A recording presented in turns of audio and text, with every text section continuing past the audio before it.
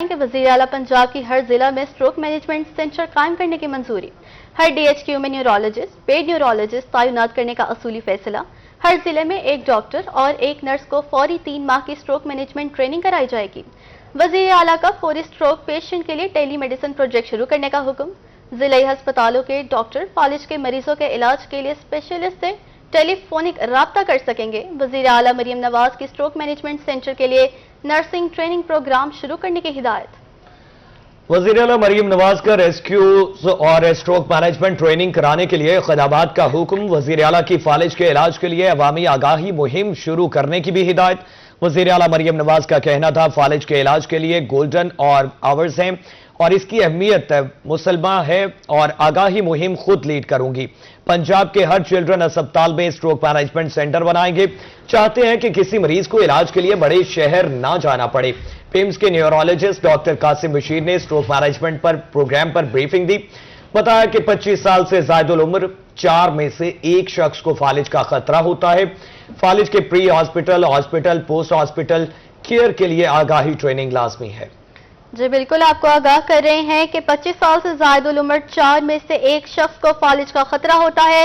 فالج کے پری hospital post hospital care کے لیے آگاہی ٹریننگ لازمی ہے۔ آپ کو اپڈیٹ کر رہے ہیں کہ ہر ضلع میں ایک ڈاکٹر اور نرس کو فوری 3 ماہ کی اسٹروک مینجمنٹ ٹریننگ کرائی جائے گی۔ وزیر اعلیٰ کا فوری اسٹروک پیشنٹ کے لیے ٹیلی میڈیسن پروجیکٹ شروع کرنے کا حکم ملا ہے۔ خبر دیں آپ کو، حکومت پنجاب کا سرکاری گاڑیوں کے استعمال پر بڑا کریک ڈاؤن، تمام محکموں کو 2 ہفتوں میں اضافی گاڑیاں واپس کرنے کا الٹیمیٹم، مقررہ وقت میں گاڑیاں واپس نہ کرنے پر ضبطگی کی وارننگ۔ ذرائع کے مطابق منظور شدہ افسران کی تعداد کے مطابق ہی گاڑیوں کے رکھنے کی اجازت ہوگی۔ افسران کے لیے لاگ بک لازمی، سفر کی تفصیل اور فیول ریکارڈ درج کرنا ہوگا۔ لاگ بک میں غلط اندراج پر گاڑی کی سہولت معطل اور ریکوری ہوگی، جبکہ ہنگامی استعمال کے لیے محکمہ سربراہ کی پیشگی منظوری لازمی قرار دی گئی ہے۔ کابینہ اراکین اور مشیروں کو گاڑیاں ایڈیشنل چیف سیکریٹری کی منظوری سے ملیں گی۔ جی بالکل، آپ کو اپڈیٹ کر رہے ہیں کہ پنجاب حکومت کا سرکاری گاڑیوں کا استعمال پر بڑا کریک ڈاؤن ہوا ہے۔ اس حوالے سے مزید بات کر لیتے ہیں علی رامے سے۔ جی علی رامے، بتائیے گا کیا تفصیلات ہیں؟ جی بالکل، پنجاب کے اندر ٹرانسپورٹ کے حوالے سے جو کہ سرکاری محکموں کے پاس گاڑیاں موجود ہیں، اس پر ایک نئی پالیسی جو ہے اس پر عمل درآمد کے لیے ٹاسک دے دیا گیا اور ایک کریک ڈاؤن کیا جائے گا کہ پنجاب میں جو افسران ہیں ان کے پاس اگر اضافی گاڑیاں ہیں تو وہ فوری طور پر واپس لے لی جائیں گی۔ اب اس پر ٹرانسپورٹ ونگ کی طرف سے ایک وزیر اعلیٰ پنجاب کو باقاعدہ بریفنگ جو ہے وہ دی گئی، اس میں پیٹرول کی کنزمپشن کے اوپر اور گاڑیوں کے استعمال کے اوپر تفصیلاً ان کو آگاہ کیا گیا۔ اب اس پر ذرائع نے بتایا کہ پنجاب حکومت نے احکامات دیے ہیں کہ جن افسران کے پاس انٹائٹل ہونے کے علاوہ گاڑیاں موجود ہیں وہ گاڑیاں فوری طور پر وہ محکمے کو واپس کریں گے، اور محکمہ جو ٹرانسپورٹ ونگ ہے S N J D department کے تحت کام کرنے والا ایک متحد ادارہ، وہ ان گاڑیوں کو اپنے پاس جو ہے وہ رکھے گا۔ اور اس کے ساتھ ہی جن پروجیکٹ افسران کے پاس گاڑیاں ہیں وہ گاڑیاں جو ہے اگر وہ پروجیکٹ ختم ہو چکا ہے تو وہ گاڑیاں فوری طور پر ٹرانسپورٹ ڈپارٹمنٹ یعنی کہ جو پول کی گاڑیاں ہوتی ہیں ان کے گاڑیاں واپس کرے گا۔ اب اس کے ساتھ ہی پیٹرول کی کنزمپشن اور لاگ بک میں ہر افسر کے لیے لازمی ہوگا کہ وہ اپنی جہاں بھی وہ ٹریول کرتے ہیں وہ روزانہ کی بنیاد پر منتھلی اپنی ایک رپورٹ جو ہے بنائیں گے، اور وہ رپورٹ اپنے متعلقہ محکمے کے جو حکام ہیں ان کو وہ سبمٹ کی جائے گی، اور رپورٹ میں باقاعدہ کہاں گئے، کس مقصد کے لیے گئے، پیٹرول کی کنزمپشن، کتنے کلومیٹر سفر، یہ تمام تفصیلات وہاں پر درج کی جائیں گی۔ تو یہ وہ ہدایت ہیں جو کہ ٹرانسپورٹ ونگ جو ہے وہ آئندہ آنے والے روز میں تمام سرکاری اداروں کو جاری کرے گا، نہ صرف صوبائی محکموں تک بلکہ ضلعی سطح تک اور تحصیل سطح تک کے افسران کو یہ ہدایت جو ہے جاری کی جائیں گی کہ وہ پیٹرول کی کنزمپشن جو ہے وہ کم کریں اور گاڑیوں کا بے جا استعمال جو ہے وہ نہ کیا جائے، اور اس کے ساتھ ہی الیکٹرک وہیکل کے استعمال کے اوپر جو ہے وہ زور دیا جائے گا کہ آئندہ سے الیکٹرک گاڑیاں جو ہے وہ خریدی جائیں گی، اور اس کے لیے ایک ایویشن کمیٹی جو ہے وہ بھی قائم کی جا چکی ہے۔ جی بہت شکریہ علی رامے، آپ تفصیلات سے آگاہ کر رہے تھے۔ کہ پنجاب کی مساجد کے امام مسجد صاحبان کے لیے اچھی خبر، امام مسجد صاحبان کو اعزازیہ دینے کی آخری رکاوٹ بھی ختم۔ امام مسجد صاحبان کو باقاعدہ اعزازیہ ادائیگی کے لیے قانونی فریم ورک مکمل کر لیا گیا۔ بینک آف پنجاب کے ساتھ سٹینڈرڈ لیگل ایگریمنٹ کی پنجاب کابینہ نے منظوری دے دی۔ وزیر اعلیٰ پنجاب کی امام مسجد صاحبان کو اعزازیہ دینے کے پروگرام کی منظوری۔ इमाम मस्जिद साहिबान को बजरिया बैंक ऑफ पंजाब माहाना 25,000 रुपए एजाजिया मिलेगा। इमाम मस्जिद एजाजिया प्रोग्राम का कुल हुजम 20 अरब रुपए से जायद होगा। होम डिपार्टमेंट की जानिब से समरी पंजाब काबीना को अरसाल की गई थी। पंजाब काबीना ने सर्कुलेशन के जरिए समरी की मंजूरी दी थी। आपको अपडेट कर रहे हैं कि पंजाब की मसाजिद के इमाम मस्जिद साहिबान के लिए अच्छी खबर सामने आई है। इमाम मस्जिद साहिबान को एजाजिया देने की आखिरी रुकावट भी खत्म हो चुकी। इमाम मस्जिद साहिबान को बाकायदा एजाजिया अदायगी के लिए कानूनी फ्रेमवर्क मुकम्मल कर लिया गया। बैंक ऑफ पंजाब के साथ इसमें स्टैंडर्ड लीगल एग्रीमेंट की पंजाब काबीना ने मंजूरी दे दी है। वज़ीर आला पंजाब की इमाम मस्जिद साहिबान को एजाजिया देने के प्रोग्राम की मंजूरी।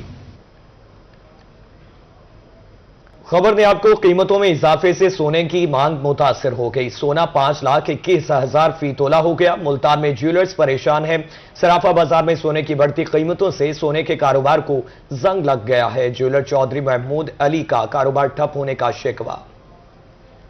ज्वेलर चौधरी महमूद अली का कारोबार ठप होने का शिकवा है। क्या कहते हैं, तफसीलात जान लेते हैं जुनैद अनवर से। जी जुनैद, आगाह कीजिएगा, क्या तफसीलात हैं? आज बिल्कुल सोने की कीमत में रोज ब रोज इजाफा देखने में आ रहा है और सोना जो है वो 5 लाख रुपए की हद भी जो है वो क्रॉस कर चुका है।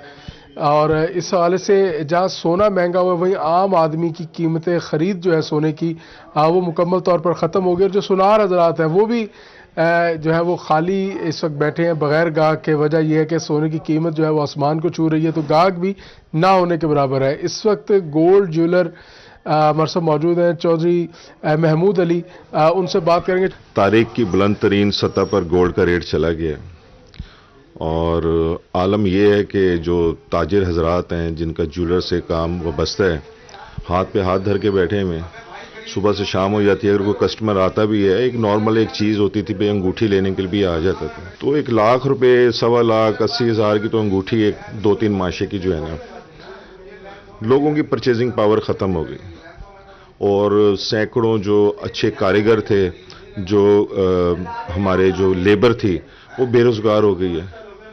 और मीडियोकर जो फैमिलीज थी, तबका था जो तोला 2 तोला सोना बनवा लेते थे बच्चों की शादियों के लिए, वो तो देखें 2 तोला 10 लाख रुपए में तकरीबन बनता है। तो समझ नहीं आ रही है, आखिर गवर्नमेंट को भी चाहिए कोई इस पर भी कोई नज़रसानी करे, इसको कंट्रोल करें, इस रेट्स को, गोल्ड के चांदी के रेट्स को।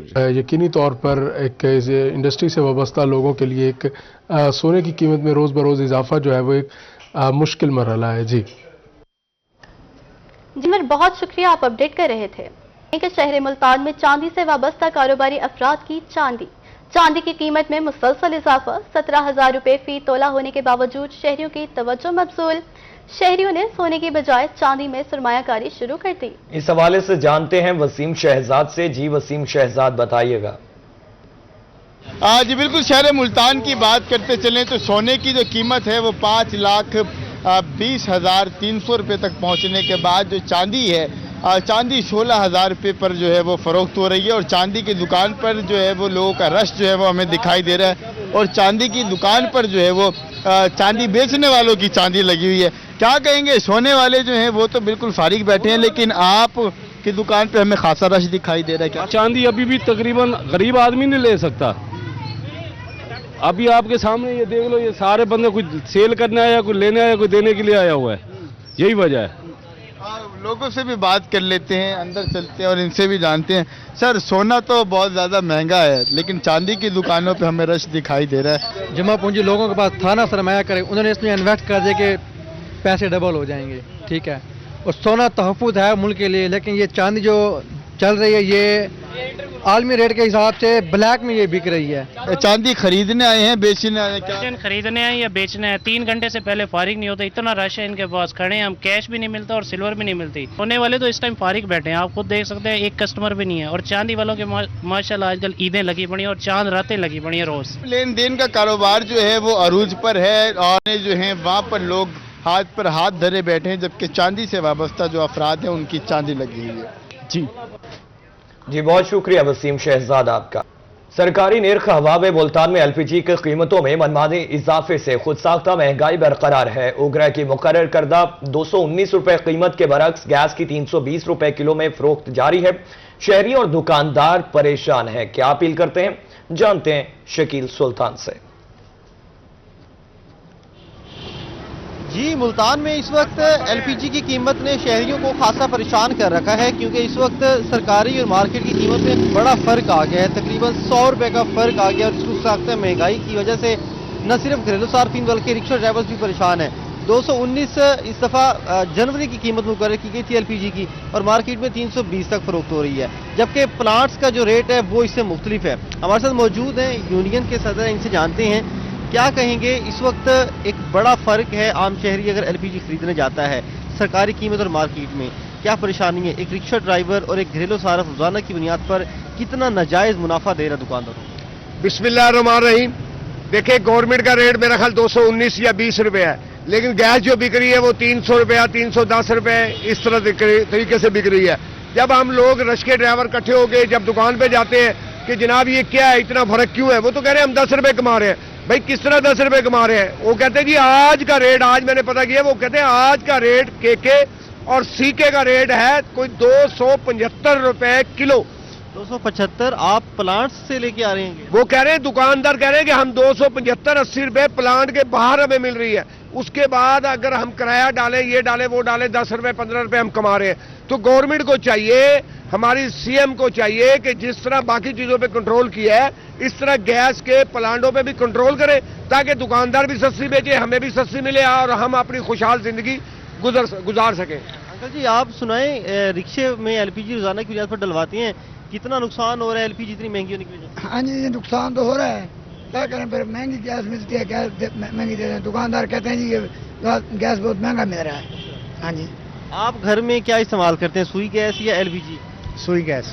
ایل پی جی مجبوراً استعمال کرنی پڑتی جب سوئی گیس کی لوڈ شیڈنگ ہوتی ہے؟ ہاں جی کرنی پڑتی ہے، کیا مسئلہ پیش آتا ہے؟ مہنگی گیس دیتے ہیں، مجبوری ہوتی ہے، پھر بولو تو وہ کہتے ہیں جی پیچھے سے مہنگی ہے، ہم کیا کر سکتے ہیں۔ حالانکہ ایک دکاندار 280 دے رہا ہے تو ایک دکاندار اس کا ساتھ والا 300 دے رہا ہے، یعنی کہ انہوں نے اپنے ریٹ کیے ہوئے۔